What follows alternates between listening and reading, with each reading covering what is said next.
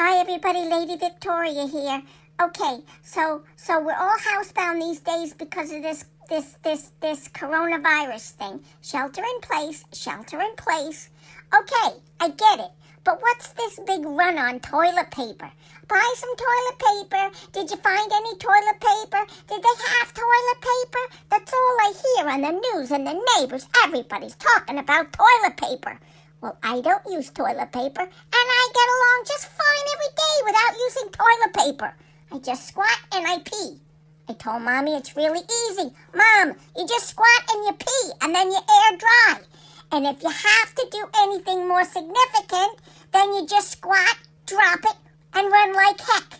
And if you have any tag-alongs, if you know what I mean, then you just rub your butt on the grass. Easy peasy, problem solved, end of story. So enough with the toilet paper.